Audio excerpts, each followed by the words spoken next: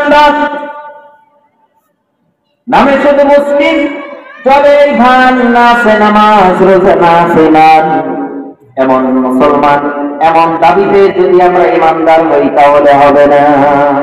আল্লাহ রাব্বুল আলামিন বলেন, ইয়া আইয়ুহাল্লাযীনা আমানু হাল আদুল্লুকুম আলা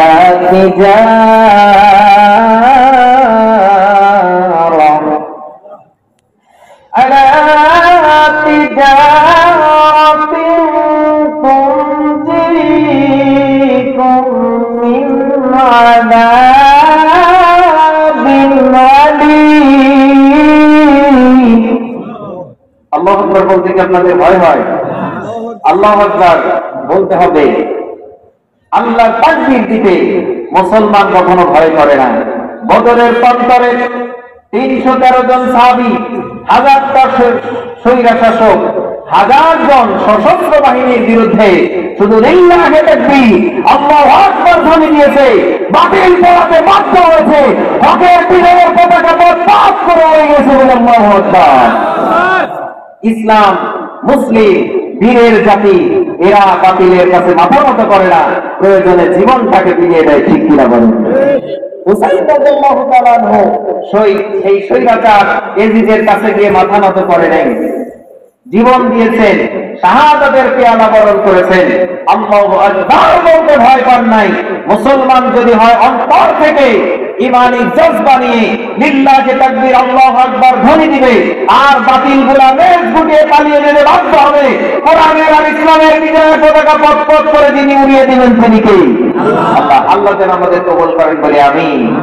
সম্মানিত মুসলিম, আল্লাহ রাব্বুল আলামিন বলেন, ইয়া আইয়ুহাল্লাযীনা আমানু, হে ঈমানদারেরা, হাল আদুল্লুকুম আলা তিজারা, আমি কি তোমাদের একটা ব্যবসার কথা বলবো না, যেই ব্যবসাটা করলেন তুমজিকুম মিন আযাবিন আলীম, তোমরা কঠিন আযাব থেকে মুক্তি পেয়ে যাবে, এমন ব্যবসার কথা আমি কি তোমাদেরকে বলবো না?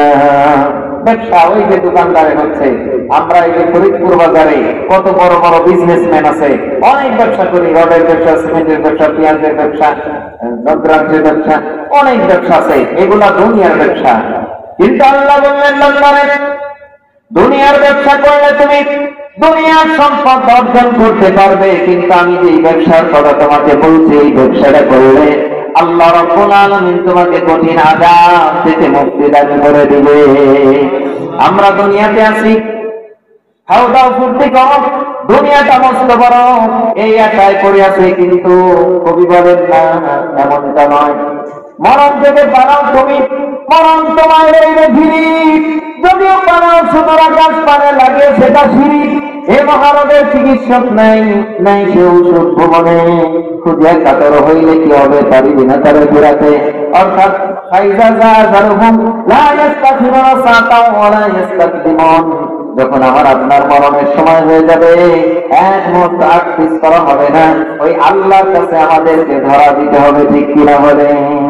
আল্লাহ বলেন, কাইফা তাকফুরুনা বিল্লাহি ওয়া কুনতুম আমওয়াতান ফাআহইয়াকুম সুম্মা ইউমীতুকুম সুম্মা ইউহয়ীকুম সুম্মা ইলাইহি তুরজাউন। আল্লাহ রাব্বুল আলামিন বলেন, কাইফা তাকফুরুনা বিল্লাহ, বান্দা আমার প্রতি কেন ঈমান আনবে না, তুমি আমাকে কেমনে ভুলে গেলে? কাইফা, কিভাবে, তাকফুরুনা, তোমরা ভুলে যাও, বিল্লাহ, আমি আল্লাহকে, অথচ তুমি পূর্বে ছিলে মৃত, আমওয়াতুন, তুমি ছিলে মৃত, আফাইয়াকুম, আমি তোমাকে জীবন দিলাম, সুম্মা ইউমীতুকুম, আবার তুমি মরে যাবে, মরণ তোমাকে ধরে নেবে, সুম্মা ইউহয়ীকুম, আবার আমি আল্লাহ তোমাকে জীবন দান করব, আর এই জীবন নিয়ে ওঠার পরে আমি আল্লাহ তাআলা তোমার হিসাব নেব। ইকরা কিতাবাক, এই যে তোমার কিতাব তুমি পড়ো, কাফা বিনাফসিকা আল-ইয়াওমা আলাইকা হাসিব, আজ তোমার হিসাব তুমি নিজে দেওয়ার জন্য প্রস্তুত হয়ে যাও। এই দুনিয়াতে আমি কোন ব্যবসা করলাম? আমি যদি সুদের ব্যবসা করি তাহলে আল্লাহর কাছে ধরা খাওয়া লাগবে কি লাগবে না বলেন? আমাদের সমাজে সুদ আছে না নাই? কিছু মানুষ তো এটাকে বিজনেস বানায় নিয়েছে, ফরিদপুরে নেই, এই পার ফরিদপুরে কম মারছে। যদি বলে যে কোন হুজুরকে নিয়ে নেই, তো গজবি হুজুর হয়ে গেল, আমার ব্যবসার বিরুদ্ধে কথা বলে। আমি আপনাকে জাহান্নাম থেকে মুক্তি হয়ে, আযাব থেকে মুক্ত হয়ে জান্নাতে যাওয়ার ব্যবসার সন্ধান দিতে এসেছি। আমার কথা নয়, আল্লাহ কোরআন থেকে বলছে, নাকি হুজুর বলে? সম্মানিত উপস্থিতি, যদি আপনি সুদের ব্যবসা করেন, ব্যবসা থেকে অর্জনে কম দেন, খাদ্যে ভেজাল দেন, তাহলে আপনার খবর আছে। আল্লাহ কোরআনে বলছেন, হালালাল্লাহুল বাই'a ওয়া হারামার রিবা, আমি আল্লাহ ব্যবসাটাকে হালাল করেছি আর সুদটাকে হারাম করেছি। সুদের 70টার উপরে গুনাহ আছে, তার মধ্যে সর্বনিম্ন গুনাহ হলো আপনি 1 টাকা সুদ খেয়েছেন। আপনি 36 বার জিনা করলে যে গুনাহ হয়, সেই গুনাহ আপনার নামালা বলে হয়েছে। নাউযুবিল্লাহ, বাড়ি থেকে বলবেন। শুধু তাই নয়, সুদের গুনাহটা হলো আস্তাগফিরুল্লাহ, আল্লাহ আমাদেরকে মাফ করুন। হাদিসের কথা বলছি, নবীজি বলেছেন, মাকে নিকাহ করা, মাকে বিবাহ করার সমান গুনাহ। কেউ কেউ এভাবে অপেন বলেছেন, মায়ের সাথে জিনা করার মতো গুনাহ। নাউযুবিল্লাহ। আর সর্বোচ্চ গুনাহ হলো আপনি যখন সুদ খেলেন, তার মানে হলো আপনি যে অন্যায়টা করেছেন, আপনি আল্লাহর সাথে যুদ্ধ ঘোষণা করেছেন। নাউযুবিল্লাহ। আল্লাহর সাথে যে যুদ্ধ করতে চায়, সে কি আর মুমিন থাকে? আপনি সারা জীবন নামাজ পড়লেন, কপালে আপনি কালো দাগ ফেলিয়েছেন, বারবার হজ করেছেন, লাভ নাই। আপনি যদি ওজনে কম দেন, খাদ্যে ভেজাল দেন, মেয়েকে ঠকান, ভাইয়ের মাথায় বাড়ি দিলেন, বোনকে ঠকালেন, আপনি সুদের ব্যবসার কারবারি, তাহলে আপনি মানুষের উপরে জুলুম করেন, অত্যাচার করেন, নির্যাতন করেন, গায়েবী মামলা দেন, আপনার প্রতিপক্ষ রাজনৈতিক দলের নেতা হলে তার বিরুদ্ধে মিথ্যা মামলা দেন। এমনটা যদি আপনার হয়, কিয়ামতের ময়দানে আপনার এই ইকরাতিটা দেন, কাফা বিনাফসিকা নাফসিকা ইয়াউমা আলাইকা হাসিব। ওই দিন আপনি যখন এই কালেকে দেখবেন, তখন বলবেন, আল্লাহ উপায়টা কি? লা ইউগাদিরু সাগীরাতান ওয়ালা কাবীরাতান ইল্লা আহসাহা। আজকে একটা ছোট গুনাহ, একটা বড় গুনাহ কিছুই বাদ পড়ে নাই, আমার হলোটা কি? এটা কঠিন একটা কথা আল্লাহ পাক কোরআনুল কারীমের মধ্যে বলেছেন। কোরআনুল কারীমে আল্লাহ নবী মুহাম্মদ রাসূলুল্লাহ সাল্লাল্লাহু আলাইহি সাল্লাম অন্ধকারের মধ্যে হেঁটে যাচ্ছেন, বললেন, কোরআনের সবচাইতে হতাশাগ্রস্ত আয়াত কোনটা, আমাকে কেউ শোনাতে পারবে? একজন ব্যক্তি অন্ধকার থেকে তেলাওয়াত করলেন, ফামান ইয়া'মাল মিসকালা যাররাতিন শাররান ইয়ারা। আল্লাহ বলেন, বান্দারে, যারা পরিমাণ যদি তুমি অন্যায় করো, তাহলে গুনাহ করলে তোমাকে এটার প্রতিদানও দেখানো হবে। ওমান ইয়া'মাল মিসকালা যাররাতিন খায়রান ইয়ারা। তুমি যদি সামান্য পরিমাণ ভালো কাজ করো, সেটাও তোমাকে দেখানো হবে। খায়রান ইয়ারাটা আগে এসেছে, শাররান ইয়ারা পরে এসেছে। আল্লাহ প্রথমে বলছেন, ওমান ইয়া'মাল মিসকালা যাররাতিন খায়রান ইয়ারা, তুমি ভালো করলে তোমাকে দেওয়া হবে, সেটা অনপরিমাণ হলেও। আর যদি তুমি অনপরিমাণ খারাপ করো, সেটাও তোমাকে দেওয়া হবে। অর্থাৎ এই দুনিয়াতে রাতের অন্ধকারে ঘরের মধ্যে গোপনে আমি একজনকে ডেকে নিয়ে এসে সুদের টাকা দিয়েছিলাম, পৃথিবীর কেউ দেখে নাই, যিনি দেখেছেন তিনি কে? আল্লাহ। এই জন্য ভয় করতে হবে কাকে? আল্লাহকে।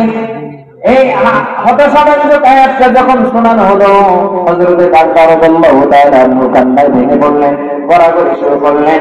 নবী আমার বললেন, ও সাহাবীরা, কে আছো? কোরআনের সবচেয়ে আশাব্যঞ্জক আয়াতটা একটু শোনায় দিবে নাকি? একদম অন্ধকার থেকে তেলাওয়াত করলেন, লা তাকনাতু মির রাহমাতিল্লাহ, ইন্নাল্লাহা ইয়াগফিরুয যুনুবা জামিআন, ইন্নাহু হুয়াল গফুরুর রহিম। তোমরা হতাশ হও না, লা তাকনাতু মির রাহমাতিল্লাহ, আল্লাহর রহমত থেকে নিরাশ হও না, নিশ্চয়ই তিনি ক্ষমাশীল দয়ালু। এই আয়াত যখন বললেন, নবী আমার বললেন, কে রে আয়াতটা বলল? একজন সাহাবী বলতেছেন, ইয়া রাসূলুল্লাহ, আব্দুল্লাহ ইবনে মাসউদ রাদিয়াল্লাহু তাআলা আনহু, যিনি মানুষটা কোরআনের মুফাসসির ছিলেন, তিনি আয়াত তেলাওয়াত করে শুনিয়েছেন। সম্মানিত উপস্থিতি, তার মানে হলো সামান্য পরিমাণ অন্যায় যদি আমি দুনিয়াতে করি, তার জন্য আমাকে জবাব দিতে হবে কিনা বলেন? এই জন্য আল্লাহ পাক বলেন, দুনিয়াতে সুদের ব্যবসা করো না, আমি আল্লাহ তোমাকে এমন একটা ব্যবসার সংবাদ দিচ্ছি, যেই ব্যবসা করলে সুদ খেলে তোমার জাহান্নামে যেতে হবে। আর আমি যে ব্যবসা তোমাকে শিখাচ্ছি, এই ব্যবসা করলে তুমি জান্নাতে চলে যাবে।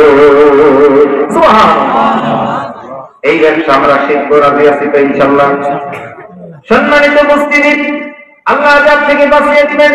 ব্যবসাটাকে আল্লাহ বলেন তুমিনুনা বিল্লাহি ওয়া রাসূলিহি ওয়া তুজাহিদুনা ফি সাবিলিল্লাহ।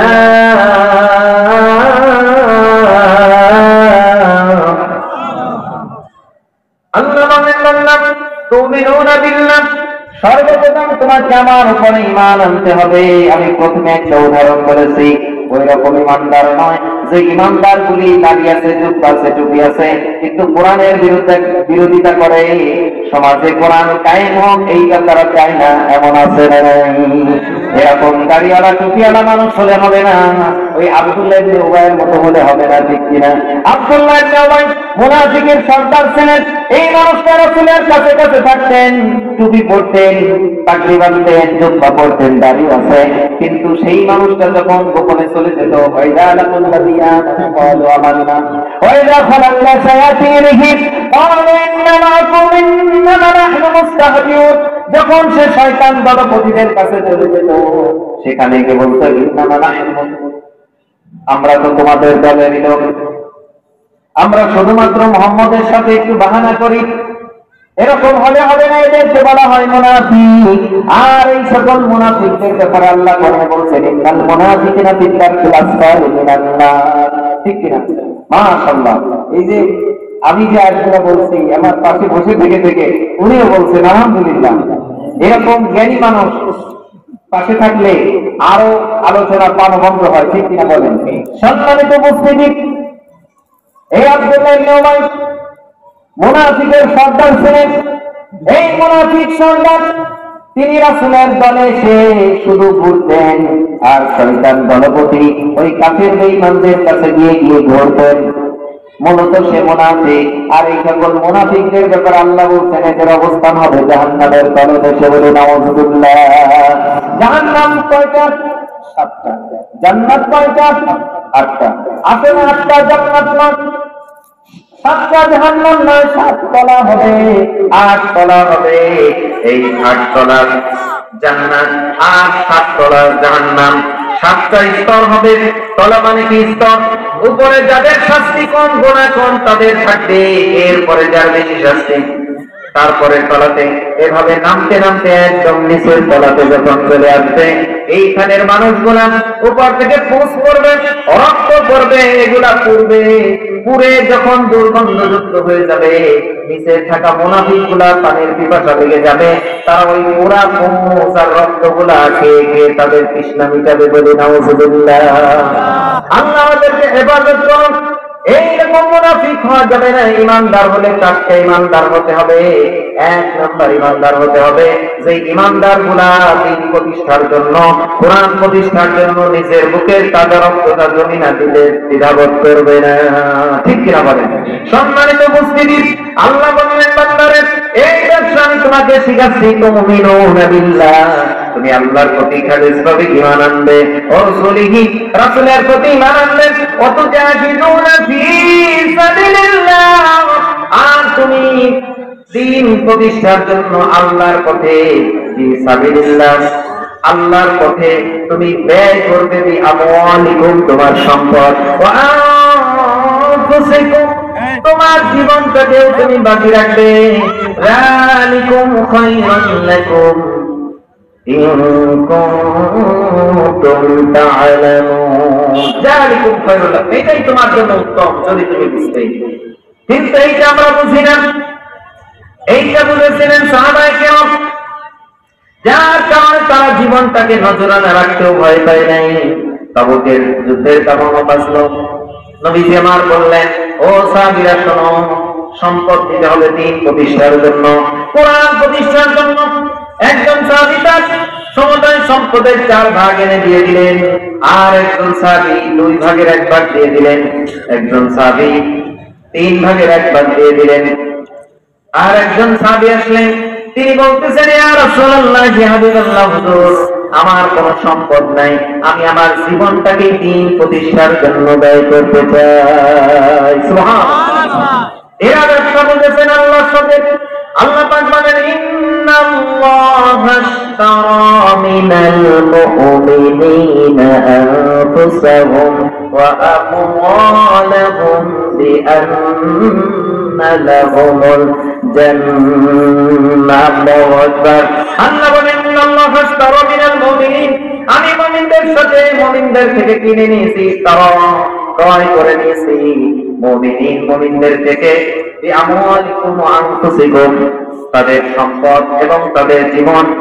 কিসের বিনিময়ে? বিআন্না লাহুমুল জান্নাহ, জান্নাতের বিনিময়ে। তারা আমাকে জীবন দিবেন, সম্পদ দিবেন, আমি আল্লাহ রাব্বুল আলামিন তাদেরকে জান্নাত দিয়ে পুরস্কৃত করব। বলে আল্লাহু আকবার। আমরা ওই জান্নাত পেতে চাই কি চাই না? আল্লাহ যেন আমাদেরকে জান্নাতের মধ্যে একটু জায়গা করে দেন বলে আমি। তাহলে আমাদের দুইটা জিনিস আল্লাহকে দিতে হবে, আল্লাহর সাথে ব্যবসা করতে হবে, কেনাকাটা করতে হবে। সেটি হলো আমার জীবন দিয়া, আমার সম্পদ দিয়া আমি আল্লাহর জন্য ব্যয় করব, দ্বীন প্রতিষ্ঠার জন্য ব্যয় করব। আল্লাহ বললেন, বান্দারে এটা তোমার জন্য উত্তম, তুমি যদি বুঝতে। কিন্তু এই সাহাবীগুলো বুঝলো, সম্পদের 4 ভাগের 1 ভাগ দিলেন, কেউ অর্ধেকটা দিলেন, কেউ 3 ভাগের 1 ভাগ দিলেন। এই সাহাবীরা এসে বললেন, ইয়া রাসূলুল্লাহ, আমি জীবন তারে দিয়ে দেব, কারণ আমি দিন ইসলাম আনতে গিয়ে, ঈমান আনতে গিয়ে কিছুই আনতে পারি নাই, খালি হাতে বাড়ি থেকে আমাকে ফিরে আসতে হয়েছে। নামটা হলো, এই সাহাবীর পূর্ব নাম ছিলেন আব্দুল উজ্জা। এই আব্দুল উজ্জা দ্বীন প্রতিষ্ঠার জন্য রাসূল যখন ডাক দিলেন, বললেন, ইয়া আইয়ুহান নাস কুল লা ইলাহা ইল্লাল্লাহ তুফলিহুন, হে মানুষেরা বলো লা ইলাহা ইল্লাল্লাহ, আল্লাহ ছাড়া মাবুদ নেই, তুফলিহুন, তাহলে তোমরা সফল কাম হয়ে যাবে। এই ঘোষণা দেওয়ার সঙ্গে সঙ্গে কিছু মানুষ রাসূলের বিরুদ্ধে হয়ে গেল, আর কিছু মানুষ তার পক্ষে থেকে গেলেন। জুলুম অত্যাচার নির্যাতন করা হলো, দারুণ অবৈধ থেকে রাসূলকে হত্যার পরিকল্পনা করা হলো। নবীজিকে জানিয়ে দেওয়া হলো, আমার আপনার নবী লম্বা কথা সংক্ষিপ্ত করছি, তাকে আল্লাহ নিরাপদে সেখান থেকে মদিনাতে পৌঁছে দিলেন। মদিনাতে চলে এসেছেন যেই সাহাবী আব্দুল উজ্জা নাম, তার নামটা ইসলামের পূর্ব নাম ছিল আব্দুল উজ্জা। এই আব্দুল উজ্জা ওইখানে থেকে নবীর প্রতি ঈমান আনলেন, কিন্তু তিনি ছিলেন চাচার কাছে দীর্ঘদিন। বাবা দুনিয়াতে বেঁচে ছিলেন না, চাচার বাড়িতে থাকতেন, কাজ করতেন, খেতেন। চাচা ইসলাম গ্রহণ করলে নিজেও করবেন এই ইচ্ছা তিনি পোষণ করলেন, কিন্তু চাচা ইসলাম গ্রহণ করে না। নবীজিকে ষড়যন্ত্র করে দেশ থেকে তাড়িয়ে দেওয়া হলো। মক্কা থেকে তিনি মদিনাতে চলে গেলেন।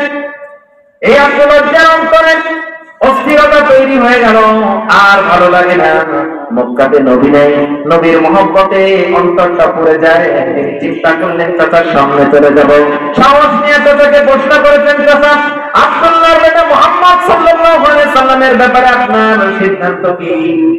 এই কথা যখন তিনি বললেন, চাচা বুঝে গিয়েছেন, মনে হয় ভাতিজা ইসলাম গ্রহণ করে নিয়েছে। এই কথা বোঝার পরে বলতেছেন, ভাতিজা তুমি কি ইসলাম গ্রহণ করেছো নাকি? তিনি বলেন, এখনো প্রকাশ করি নাই, তবে অন্তরে কোরআনকে মেনে নিয়েছি, ইসলামকে মেনে নিয়েছি, মুহাম্মদুর রাসূলুল্লাহ সাল্লাল্লাহু আলাইহি সাল্লামকে নিজের জীবনের চাইতে বেশি ভালোবেসে ফেলেছি। সুবহানাল্লাহ, আমি দিন ইসলামকে কবুল করেছি অন্তরে, এখনো প্রকাশ করি নাই।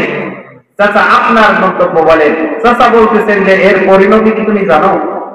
মোহাম্মদকে দেখি, মোহাম্মদ সাল্লাল্লাহু আলাইহি সাল্লামকে দেশ থেকে তাড়িয়ে দেওয়া হয়েছে, তোমার পরিণতি কি হবে তুমি জানো? পরিণতি হলো, তুমি যদি এইটা ঘোষণা করো, তাহলে আমার সমস্ত সম্পদ থেকে তোমাকে ত্যায্য করা হবে, তোমাকে আমার সম্পদ থেকে কোনো অংশই দেওয়া হবে না, মাহরুম করা হবে। তোমার গায়ের জামাটা আমার টাকায় কেনা করে ফেলো।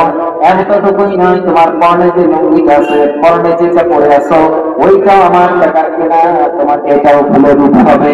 যুবক মানুষ জামাটা টানতে খুললেন, আস্তে করে লুঙ্গিটা, পরনের কাপড়টাও খুলে দিয়ে কাঁদতে কাঁদতে বাড়ির দিকে রওনা হয়েছে। বাড়িতে গিয়ে মাকে ডেকে বলতেছেন, মা ও মা, ঘর থেকে বের হয়ে আসো, তোমার কলিজার টুকরা বাচ্চা আব্দুল উজ্জা এসেছে। মা ঘর থেকে দৌড়ে এসে দেখেন ছেলেটা উলঙ্গ, 2 হাত দিয়ে চোখটা চেপে ধরেছেন। বলতেছেন, বেটা তোমার এই পরিণতি কে করলো? আব্দুল উজ্জা বলতেছেন, মা মুহাম্মদ সাল্লাল্লাহু আলাইহি সাল্লামকে ভালোবেসেছি, দিন ইসলামটাকে গ্রহণ করেছি কোরআনটাকে নিজের সংবিধান হিসেবে মেনে নেওয়ার কারণে। চাচা সম্পদ থেকে আমাকে মাহরুম করেছেন, গা থেকে জামা খুলে নিয়েছে, এতটুকু ঠিক ছিল, কিন্তু আমার পরনের কাপড়টাও চাচা রেখে দিল, এটাও তার টাকার কেনা, তোমার কাছে একটু কাপড় হবে নাকি? ওইটা পরে আমি মুহাম্মদ সাল্লাল্লাহু আলাইহি সাল্লামের দরবারে চলে যাব। তিনি দিলেন ছেড়ে একটা কম্বল, পরনে জড়ায় নিয়ে হাঁটতে হাঁটতে মক্কা থেকে মদিনায় চলে গেলেন। হাজী সাহেবরা গিয়েছেন, আমাদের সভাপতি জানেন, এখন মক্কা থেকে মদিনায় প্রায় 400-450 কিলোমিটার, সেখানে যেতে কয়েক ঘন্টা সময় লাগে, 600 কিলোমিটার, কয়েক ঘন্টা সময় লাগে। সেইখানে গাড়িতে যেতেই এই মানুষটা হেঁটে হেঁটে কয়েক দিনের পর সেই মদিনাতে পৌঁছে গেলেন। যাওয়ার পরে মসজিদে নববীর সামনে দাঁড়িয়ে, এখনকার মতো মসজিদ তখন ছিল না, খেজুরের খুঁটি দিয়া, খেজুরের সামনে দিয়া বানানো, নবীজি গিয়ে সেই মসজিদে বসে কথা বলতেছিলেন সাহাবীদের নিয়ে। তিনি সেখানে দাঁড়িয়ে দরজার পাশে দাঁড়িয়ে নবীজির দিকে তাকিয়ে আছেন, আব্দুল লজ্জা তাকিয়ে আছেন। নবীজির চোখটা যখন তার দিকে পড়েছে, কে যুবক তুমি? খুশকো খুশকো চোখ, চেহারাটা মলিন, তোমার পেটে খোদা, তুমি কোথা থেকে এসেছো?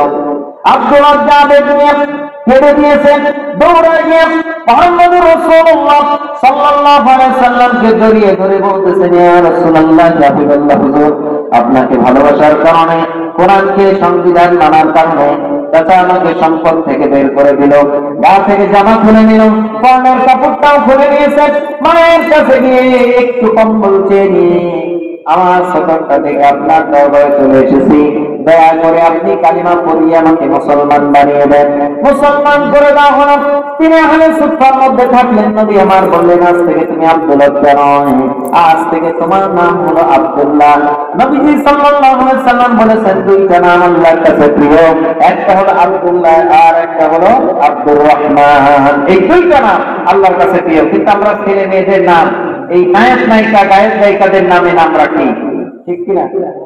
এইখান সেইখানে এই মহম্মদ, আমি তো আসলে ভালো নামও জানি না, তো এই ধরনের মানুষদের নামে নাম রাখা যাবে না। মান তাশাব্বাহা বিকওমিন ফাহুয়া মিনহুম।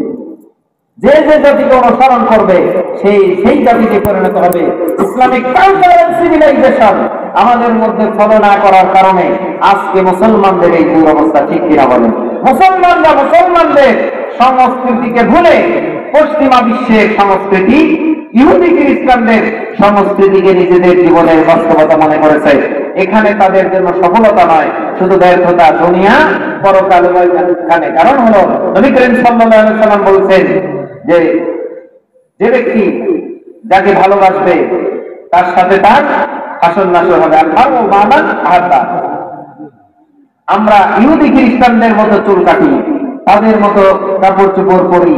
আমাদের সমাজে আজকে এই মেয়েদের মধ্যে এই যে বেহায়াপনা, অশ্লীলতা, এরপরে হলো আপনার বেপর্দা, এইগুলার কারণ হলো এই সিনেমা থিয়েটার। এইগুলা তারা দেখে দেখে বর্তমানে শিখে এটা অ্যাপ্লাই করে। অথচ মুসলমানদের নিজস্ব সংস্কৃতি আছে, যেই সংস্কৃতি তাকে আল্লাহর জান্নাতে নিয়ে যাবে, ঠিক কিনা বলেন? আর এই ইহুদি খ্রিস্টান সভ্যতা যদি আমরা অনুসরণ করি, তাদের মতো পোশাক পরা, তাদের মতো সাজগোজ করা, তাদের মতো আনুষ্ঠানিকতা, আজ মুসলমানদের সুন্নাতে খাতনা হয়, সেখানে বড় বড় ডিজে বাজে, বক্স আছে, এদিকে বাজায় না, এদিকে আছে না।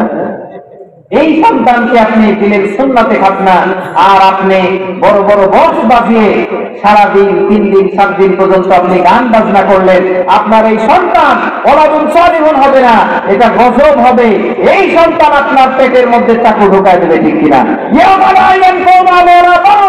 আল্লাহ বলছেন যে এই সন্তান আর এই সম্পদ আপনার কখনোই কাজে আসবে না। কিয়ামতের দিন এই সন্তান আপনাকে জাহান্নামে নেওয়ার জন্য যথেষ্ট হবে, ঠিক কিনা বলেন? সম্মানিত মুসলিম, নবী করিম সাল্লাল্লাহু আলাইহি সাল্লাম বলেন, সন্তান তোমার জন্য জান্নাতের রাস্তা, আর এই সন্তানই তোমার জন্য জাহান্নামের রাস্তা। যদি আমি আমার ছেলে মেয়েকে কোরআন শিখাতে ব্যর্থ হই, দ্বীন শিখাতে ব্যর্থ হই, তাহলে আমরা সেই পথের পথিক হয়ে যাব। আল্লাহ যেন আমাদের এলাকাবাসীর উপরে খাস রহমত নাযিল করেন, ইসলাম মেনে চলার তৌফিক দেন বলে আমি। এই মানুষটা আব্দুল্লাহ নাম রাখা হলো। আব্দুল্লাহ নাম নিয়ে তিনি আহলে সুফার মধ্যে থাকতে দিলেন। আহলে সুফার মধ্যে থাকলে সেখানে গিয়ে তিনি জোরে জোরে কোরআনুল কারীম তেলাওয়াত করতেন। সাহাবীগুলো বলেন, ইয়া রাসূলুল্লাহ, কি হাবিবাল্লাহ হুজুর, আপনার এই সাহাবী আব্দুল্লাহ রাত্রিবেলাতে আমাদের ঘুমাতে দেয় না। আমরা আহলে সুফার মানুষ মসজিদে থাকি, মসজিদের বারান্দাতে নবীজি তাদের থাকার অনুমতি দিয়েছিলেন। তিনি আমাদের ঘুম নষ্ট করে দেন। নবীজি বললেন, ওকে ছেড়ে দাও, ওর ঈমানটা বড় দামি, ঈমান আনতে গিয়া দুনিয়ার কোনো কিছু সঙ্গে নিয়ে আসতে পারে নাই। এই আব্দুল্লাহ তিনি বললেন, ইয়া রাসূলুল্লাহ, আজকে এই তাবুকের ময়দানে আমি আমার জীবনটা বেঁচেছি। আমি এই কথা থেকেই এই লম্বা কথাটি বলেছি। সম্পদ যখন দিলেন, তিনি দিলেন জীবন। নবী করিম সাল্লাল্লাহু আলাইহি ওয়াসাল্লাম বললেন, গাছের বাকল আনো, আর ওরা হাতের মধ্যে বেঁধে দিলেন, আর আল্লাহর কাছে দোয়া করলেন, আল্লাহ, আমার আব্দুল্লাহর রক্তটাকে আমি কাফেরদের জন্য হারাম করে দিলাম। আব্দুল্লাহ রাদিয়াল্লাহু তাআলা আনহু তিনি কান্নায় ভেঙে পড়েছেন, কান্নায় ভেঙে পড়েছেন। তিনি বলতেছেন, ইয়া রাসূলুল্লাহ, হাবিবাল্লাহ হুজুর, আমি চাইলাম, আমি সম্পদ দিতে পারি নাই, জীবন দিয়ে আমি শাহাদাত বরণ করি। আপনি কি দোয়া করলেন? নবীজি বললেন, তুমি যদি ঘরে সে গাজী হয়ে ফিরে আসো, ঘরে থেকে অসুস্থ হয়ে মারা যাও, আল্লাহ তোমাকে শাহাদাতের মর্যাদা দিবে। সুবহানাল্লাহ। তিনি কয়েকদিন পরে অসুস্থ হলেন, ঘরের মধ্যে মারা গেলেন ঈমান নিয়ে। নবীজি বললেন, গোসল করাও, কাফন পরাও। কবরের মধ্যে নবী করিম সাল্লাল্লাহু আলাইহি সাল্লাম দাঁড়ালেন। দুইজন সাহাবী লাশ ধরে নিয়ে আসতেছেন, একজন সাহাবী বাতি ধরে দাঁড়িয়ে আছে। নবীজি বললেন, ও সাহাবীরা, তোমার ভাইয়ের সাথে তোমরা ভালো আচরণ করো, সাবধানে আনো। আনা হলো নবী করিম সাল্লাল্লাহু আলাইহি সাল্লাম নিজ হাতে ধরে লাশটারে কবরের মধ্যে নামায় দিয়া ওই কবরের মধ্যে দাঁড়িয়ে বলতেছেন, আল্লাহ, আজ সন্ধ্যা পর্যন্ত আমি আব্দুল্লাহর উপরে রাজি খুশি ছিলাম, দয়া করে আপনি আমার আব্দুল্লাহর উপরে রাজি খুশি হয়ে যান। সুবহানাল্লাহ। হযরত আব্দুল্লাহ ইবনে মাসউদ রাদিয়াল্লাহু তাআলা আনহু তিনি পাশেই দাঁড়িয়েছিলেন, কান্নায় ভেঙে পড়লেন। এত বড় মুফাসসির মানুষ, সাহাবী, তিনি বলতেছেন, আজ এই কবরের মধ্যে আব্দুল্লাহর লাশ না হয়ে যদি আমি আব্দুল্লাহ ইবনে মাসউদের লাশ হতো, আমার জীবনটা আজকে ধন্য হয়ে যেত। সুবহানাল্লাহ। সম্মানিত উপস্থিতি, এইভাবে তারা সম্পদকে, জীবনকে নজরানা পেশ করেছেন। তারা বুঝেছেন আল্লাহর পথের ব্যবসা, আর আমরা বুঝেছি দুনিয়ার পেঁয়াজ রসুনের ব্যবসা। ঠিক কিনা বলে? সেই ফজরের নামাজ কাজা করে আগেই চলে যায় হাটে, যদি বেলা ওঠার আগেই 2-4-10 মণ কেনা যায়, রোদ উঠতে উঠতে সকাল 7-8টা বাজতে বাজতে যদি মন প্রতি 500 বেজে যায়, তাহলে 10 মণ কিনলেই 5,000 টাকা লাভ। ওর ফজরের নামাজ কাজা। তাহলে হবে? হবে না। আল্লাহ বলছেন, বান্দা তুমি নামাজ শেষ করবে, এরপরে ফাইদা কুদিয়াতিস সালাতি ফান্তাশিরু ফিল আরদি ওয়াবতাগু মিন ফাদলিল্লাহ। তুমি যখন নামাজ শেষ করবে, এরপরে জমিনে ছড়িয়ে যাবে, আর সেখান থেকে রিজিক অন্বেষণ করবে। অল্প রিজিকের মধ্যেই যিনি বরকত দিয়ে ভরে দিবেন তিনি কে?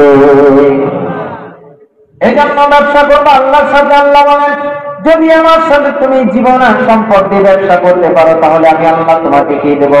আগেই বলেছি, জান্নাত তো পাবোই। দুনিয়াতে আল্লাহ বলেন, ইয়াগফির লাকুম যুনুবাকুম ওয়া ইউদখিলকুম জান্নাতিন তাজরি মিন তাহতিহাল আনহার।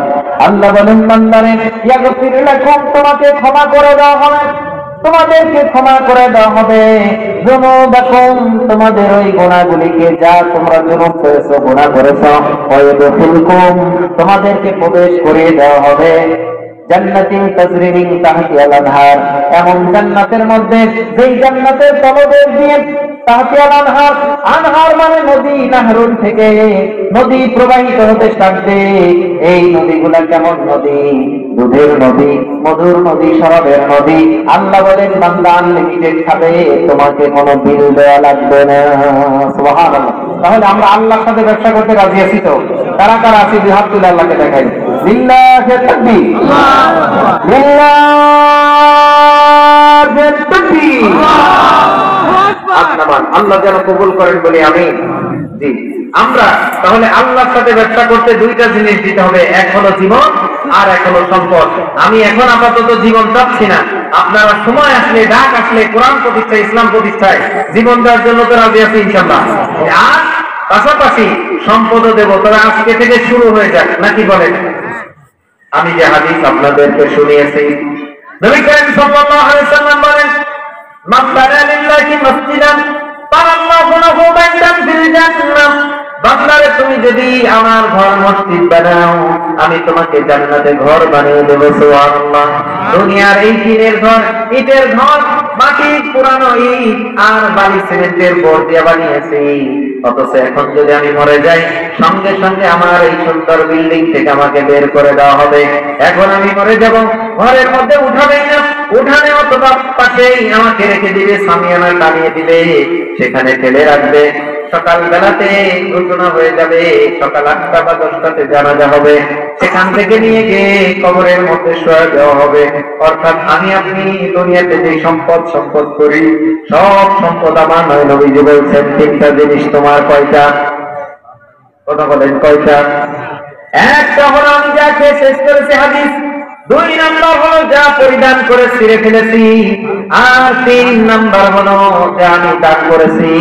এই তিনটা জিনিস আমার নিজের, তাছাড়া মরে যাবো। এই মোবাইলটা অন্য কেউ ব্যবহার করবে, আমার গাড়িটা অন্য কেউ চালাবে, আমার যোগ্যতা একজনকে দিয়ে দেওয়া হবে, আমার রুমটাতে অন্য মানুষ এসে ঘুমাবে, আর এই শূন্য হাতে আমি ওই চলে যাব কবরে। এই জন্য এই মসজিদেও পালকি আছে, মসজিদের ওই পালকি যে দিন, মসজিদের ওই পালকি যে দিন আসবে রে তোর দরজায়, শূন্য হাতে যেতে হবে পরকালের ঠিকানায়, শূন্য হাতে যেতে হবে পরকালের ঠিকানায়। ঠিক কিনা?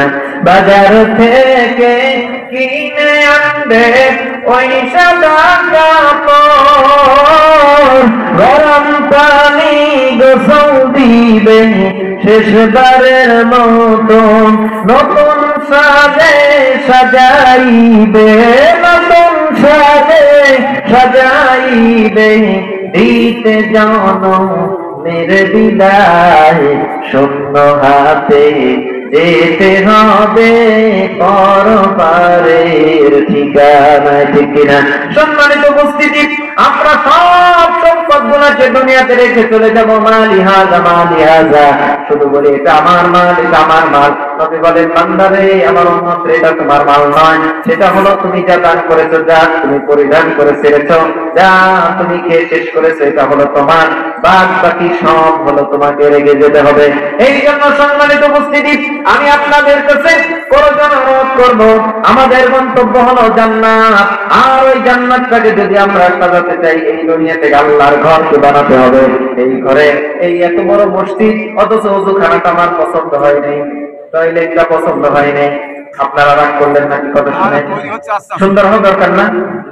কারণ হলো, আপনি নামাজের পূর্ব শব্দ কি হুজুর? পবিত্রতা, তাই না? আর তুহুর আবার আসসালাতু মিফতাহুল জান্নাহ, নামাজ বেহেশতের চাবি, কিন্তু ওযু পবিত্রতা হলো নামাজের চাবি। তার মানে এখানে পবিত্র হওয়ার জায়গাটা আরো সুন্দর হওয়া দরকার। আপনারা পোপার এলাকার মানুষ, এখানে পাশে আরো সুন্দর হোক। এই মাহফিলের পরে আমরা চাই, এবং মসজিদের এখন অনেক কাজ বাকি আছে, আমরা চাইবো যে আজকের এই গানের সাথে মসজিদের বাকি কাজটা আঞ্জাম হবে। আমি ইনশাআল্লাহ আল্লাহ পাক যেন আপনাদের তৌফিক দেন বলে আমি শারীরিকভাবে অসুস্থ এখন। الحمد كما ينبغي لجلال وجهك وعظيم سلطانك يا الله يا رحمن يا رحيم يا حي يا قيوم متكبر يا ذا الجلال والإكرام يا رب العزة বিশাল আসমানের সাথে জমিনের উপরে ঐতিহ্যবাহী পার পরিক্রম করা যাবে মসজিদের উদ্যোগে আয়োজিত তাফসীরুল কুরআনুল কারীমের মাহফিল থেকে যুগশ্রেষ্ঠ আলেম ওলামাদেরকে নিয়ে চুল পাকা দাড়ি পাকা মুরব্বি জওয়ান যুবক কচিকাঁচা সম্মানিত সুযোগ্য সভাপতি মহোদয়কে নিয়ে আপনার শাহী দরবারে হাত তুলেছি। দয়া করে আজকের মাহফিল খানাকে আপনার দরবারে কবুল করে নেন। আল্লাহ তাআলা আসর থেকে শুরু করে এখন পর্যন্ত যা কিছু আলোচনা হয়েছে দান সত্য হয়েছে, আল্লাহ ভুল ত্রুটি ক্ষমা করে আপনার দরবারে কবুল আর মঞ্জুর করে নেন। খাস করে পৃথিবীর শুরু থেকে আজ পর্যন্ত যত নবী রাসূল সমস্ত পীর পয়গম্বর সাহাবা তাবিঈন আইম্মা মুস্তাহিদিন মুহাদ্দিসিন মুফাসসিরিন ও জালাফুজালা শুহাদা ইমাম মুয়াজ্জিন যারা তিনখানা পাঁচখানা কাপড় নেয় এক জাররা পরিমাণ ঈমান নিয়ে কঠিন ওই মাটির কবরে ঘুমায়, আল্লাহ সকলের আরওয়াহকে হাদিয়া পৌঁছে দেন। খাস করে আমরা যারা হাত তুলেছি আমাদের মধ্য থেকে জানি না কার জনম দুঃখিনী মা দুনিয়া থেকে চলে গেছে। যেই মানুষটা কনকনে শীতের মধ্যে পৃথিবীর সব মানুষগুলা যখন লেপের মধ্যে গিয়ে ঘুমিয়েছে, জনম দুঃখিনী মাটাও যখন লেপের মধ্যে ঘুমালো, প্রেগনেন্ট অবস্থায় আমাদের মতো কুলাঙ্গার গুলি মাথা দিয়া হাঁটু দিয়া পেটের মধ্যে গোটা দিয়া পেইন তৈরি করে দিয়েছিলাম, যন্ত্রণা তৈরি করে দিয়েছিলাম। এই যন্ত্রণাতে মা আর বিছানাতে পেট দিয়ে ঘুমাতে পারে নাই। লেপটারে সরাইয়া দিয়া উঠে বসেছে, ভালো লাগে না, হাঁটা চলা শুরু করেছে, ভালো লাগে না। কখন জানি নিজের অজান্তে দেয়ালের সাথে মাথাটা লাগিয়ে ঘুমিয়ে পড়েছে। পাখির কিচির আর ওই মুয়াজ্জিনের আজানের ধ্বনিতে মায়ের ঘুমটা ভাঙল। সংসারের প্রতিটা কাজ আঞ্জাম দিয়া সবার জন্য খাবার রেডি করে দিয়া নিজে যখন খাবার নিয়ে বসেছিল, আমরা হাঁটু দিয়া মাথা দিয়া গোটা দিয়া পেটের মধ্যে যন্ত্রণা তৈরি করে দিয়েছিলাম। আল্লাহ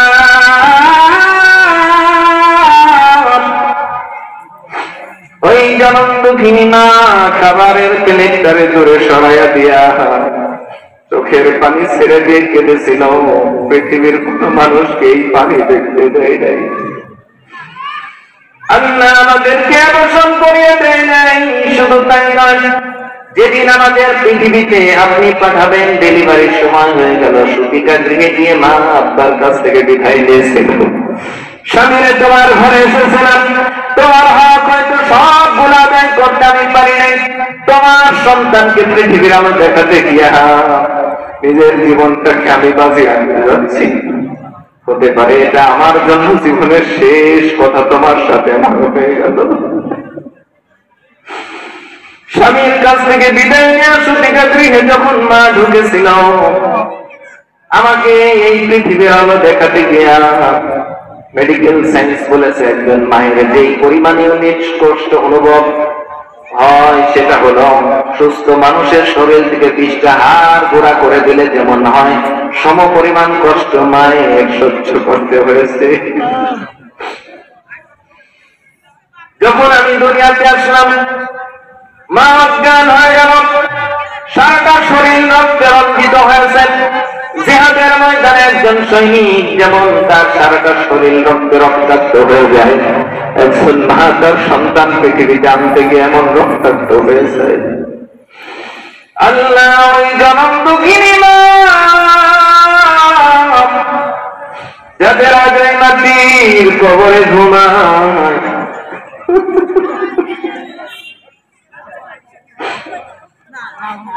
মাদের খবরকে আপনি জান্নাতের বাগান বানিয়ে দেন। মাগো তোমার ওই সোনাম বলতে পারি না, মুস্কি হেসে খোকা ডাকি, মুস্কি হেসে খোকা ডাকি, শুনতে যে আর পাই না মাগো তোমার ওই সোনাম ভুলতে পারি না। আল্লাহ কেমনে ভুলে যাবো আপনার কথা, যেই মানুষটা করতে অর্জিত সম্পদ দেয়া 3 করে আমাদেরকে করে দিয়ে মাটির কবরে ঘুমায় গেছে। 17 সালের 23 নভেম্বর নিজের আত্মাটারে গোসল করিয়ে কাফন করিয়ে কান্দে পড়া বৃহস্পতিবার জান্নাতুল বাকি কেন্দ্রের কবরস্থানে নিয়ে গিয়ে কোলে করে যখন জানাজা করে কবরের মধ্যে নামায় দিলাম, মনে হলো পৃথিবীর সব ভালোবাসা আবেগের দেহটারে আজ এই মাটির কবরের মধ্যে চাপা দিয়ে দিলাম। আল্লাহ আমার মতো যা আত্মা মনে টাকার নদ্দারে আর খুঁজে পায় না, ওই আত্মার কবর থেকে জান্নাতের নূর দ্বারা মানোয়ার করে দেন। কারো স্ত্রী দুনিয়া থেকে বিদায় নিয়েছেন, কলিজার টুকরা বেঁচে বেঁচে দাদা দাদি নানা নানি আত্মীয় স্বজন মহব্বতের মানুষ ভালোবাসার মানুষ যারা দুনিয়া থেকে বিদায় নিলাম না, সকলকে আপনি জান্নাতের উচ্চ মাকাম দান করে দেন। খাস করে আল্লাহ তাআলা আজকের মাহফিলকে আপনি কবুল করে নেন। ইন্তেজামিয়া কমিটি উলামায়ে কিরাম যারা আমার পাশে বসে আছেন, আল্লাহ এরা হাজার হাজার আলেমের পিতা, আল্লাহ তাআলা সমাজ তাওহীদি জনতাকে নিয়ে হাত তুলেছে, আল্লাহ এদেরকে আপনি কোরআনের জন্য কবুল করে নেন। কিয়ামতের ময়দানে মুসিবতের সময় মাহফিল থেকে আমাদের জন্য আপনি নাজাতের ওসিলা করে দিবেন। আল্লাহ আল্লাহ এলাকাবাসীকে মাহফিল অ্যাটেন্ড করার সুযোগ করে দেন, তৌফিক দান করে দেন। যারা দোকানপাটে আছে মাহফিলের মধ্যে আসার তৌফিক দান করেন। আল্লাহ জানি না এটা কার জন্য জীবনের শেষ দোয়া, জানি না কোন সুনামকারী আর হাত তুলে আমিন বলার সময়টুকু পাবে না। মরতে যখন হবে ইমানের সাথে মত দিবেন, আর মতের সময় আমাদের সকলের জবান থেকে জারি করে দিবেন নবীজির রক্ত ঝরানো কালিমা লা ইলাহা ইল্লাল্লাহ মুহাম্মাদুর রাসূলুল্লাহ লা ইলাহা ইল্লাল্লাহ লা ইলাহা লা